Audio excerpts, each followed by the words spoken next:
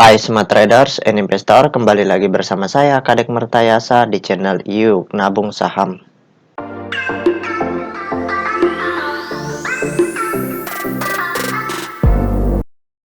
Nah, di episode kali ini kita akan membahas salah satu perusahaan yang direquest oleh Cindy AHA. Kode sahamnya ASI. Nama perusahaannya yaitu PT Astra International Tbk.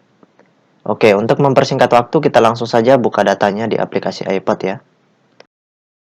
Jika Anda menyukai konten-konten kami mengundang Anda untuk mengklik tombol like dan subscribe agar Anda mendapatkan video terbaru kami setiap minggunya. Nah, di sini kita langsung saja ganti kode sahamnya menjadi ASI, ASII, kemudian kita enter.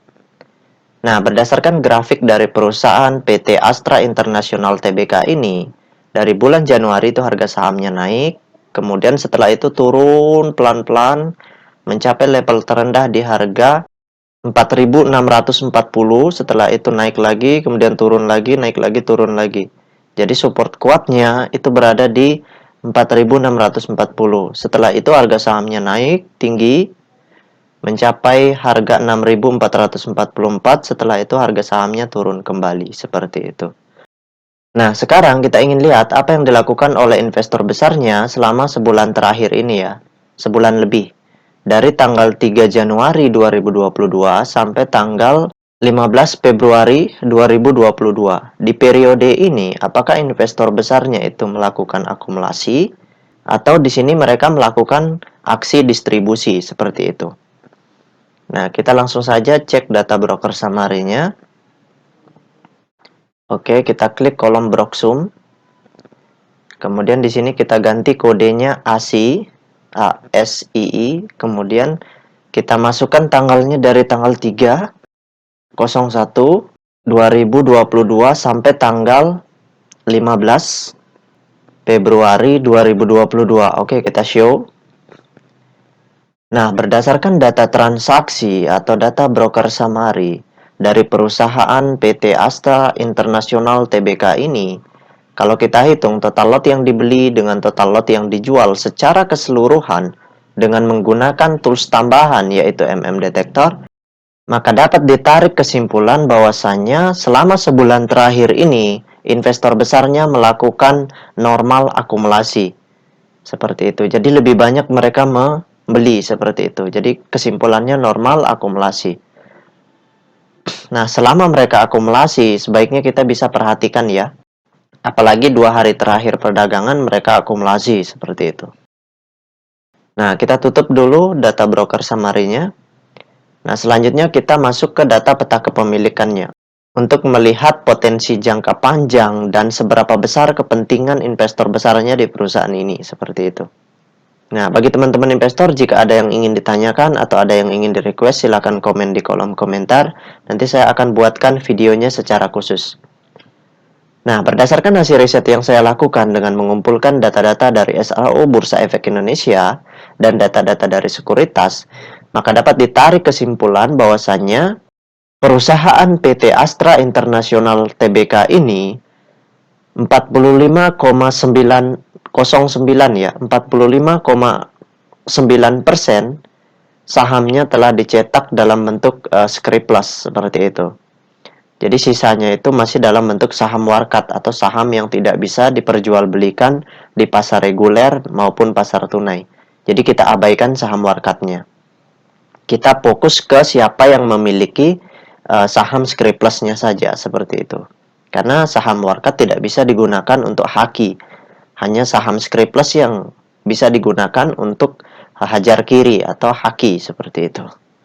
Nah, dari 45,9% saham yang beredar, kepemilikan investor lokal itu sangat kecil di perusahaan ini, yaitu sebesar 29,45%. Sedangkan kepemilikan investor asing di perusahaan ini sangat besar, yaitu 70,54%. Nah, dari data ini kita bisa tarik kesimpulan atau kita bisa fokuskan diri kita kepada investor asingnya. Kenapa? Karena investor asing di sini sebagai pengendali dari perusahaan PT Astra International ini. Jadi kalau investor asing jual, itu sebaiknya kita jangan membeli.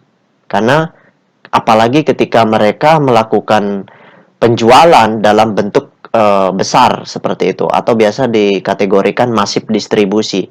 Nah, itu aksi penjualan yang kategorinya besar seperti itu. Nah, kalau masif distribusi sebaiknya jangan dulu masuk ke perusahaan ini karena harga sahamnya akan terus turun, jatuh seperti itu. Nah, sebaliknya kalau investor asing akumulasi, maka yang menjual adalah investor lokal. Nah, ini sesuatu yang sangat bagus ketika investor lokal itu menjual sahamnya, kemudian yang ngumpulin adalah investor asing. Kalau investor asingnya ngumpulin banyak, atau biasa dikenal dengan masif akumulasi, nah itu kepentingan mereka untuk menjual di harga atas itu lebih besar. Dan itu pertanda bahwa investor asing itu akan markup harga nantinya, seperti itu. Walaupun kadang-kadang strategi mereka setelah akumulasi besar, itu mereka ngebanting dulu sejenak, setelah itu beli lagi di harga bawah, baru mereka markup sangat tinggi. Atau bisa juga terjadi setelah akumulasi langsung markup, seperti itu. Seperti itu ya. Atau kasus lain yang pernah saya temukan adalah mereka tidak akumulasi karena mereka sudah punya barang banyak, jadi mereka langsung markup aja. Itu bisa juga terjadi kalau average mereka hitung-hitungannya masih menguntungkan, seperti itu. Nah, kesimpulannya ketika akumulasi. Nah, kesimpulannya karena investor besarnya dalam hal ini investor asing masih normal akumulasi, masih bisa kita perhatikan perusahaan ini. Masuk sedikit, lagian ini dekat supportnya juga, seperti itu. Jadi kita masuk sedikit, begitu gunakan dana sekitar 25% dari alokasi dana yang akan kita gunakan untuk membeli. Setelah itu tunggu lagi aksi asingnya. Seperti itu. Itu strateginya. Karena ketika akumulasinya bertambah banyak, maka kepentingan mereka untuk markup ke harga tertingginya, ini batas paling tingginya ya, di harga 6.000 itu peluangnya besar sekali. Seperti itu. Nah, jadi itu saja yang dapat saya sharingkan untuk Cindy H. Nah, sekali lagi bagi teman-teman investor, jika ada yang ingin ditanyakan atau ada yang ingin di-request, silakan komen di kolom komentar. Nanti saya akan buatkan videonya secara khusus. Baik teman-teman investor, see you next time. Salam cuan selalu.